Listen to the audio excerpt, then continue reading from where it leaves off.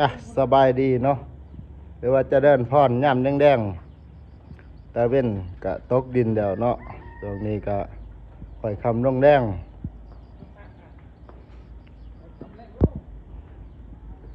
พ่อแม่พี่น้องหรือว่าประชาชนเฮายังหาอยู่หากินเอาดวงพีเพิ่นต้องไปเพิ่นจะไปเบิ่งเขาหาปลาป้าขึ้นพี่น้องญาติโยมป้าขึ้น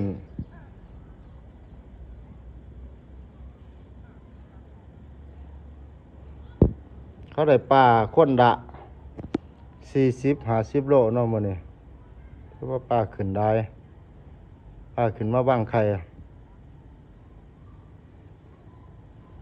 นี่มันก็6 โมงเนาะ5-6 โมงเดี๋ยวเพื่อเขาจะได้ทยอยเขาพังกันนะวันนี้เนาะผู้ว่าเพิ่นก็ได้ลงไป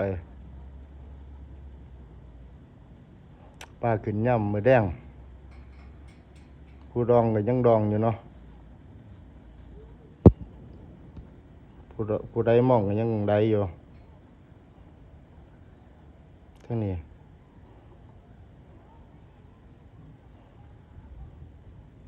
ผู้เศร้าก็เศร้าผู้ใดก็ใดมันยังถึกเนาะย่ำแดงยังถึกอยู่ผู้ใดลอง2 ดองก็ยังพอได้อยู่ดองละ5-6 โต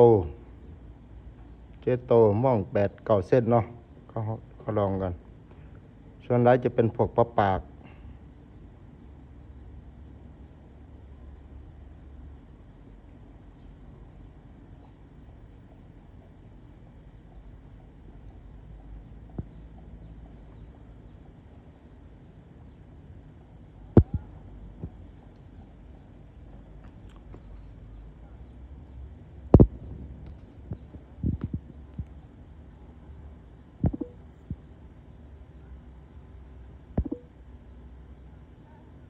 ย่ำแดงนี่เป็นปลาปากหอบใส่กระชังขึ้นมานำก็มี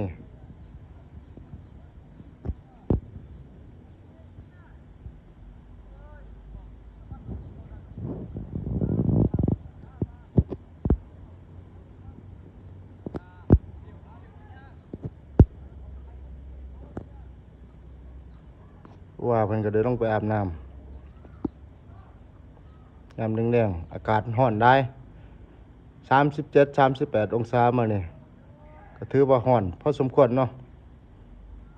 เข้าสู่ฤดูเดือน5นี่อู้หลังสงกรานต์ไปเดียวความร้อนบ่อยากให้เว้าถึงฝนตกก็ร้อนคือเก่าก็ว่ามันก็สิลงไปดินน้ำคลองคลายร้อนยามแดงๆหลังจากชาวประมงเนาะเขาขึ้นมาทงมาทาเดียวไปอาบยังพุ่นกล้วยก็ดินน้ำกล้วยก็ร้อนเพราะกล้วยก็ต้องดินน้ำครูบาก็อาบอยู่ฝั่งนี่คัก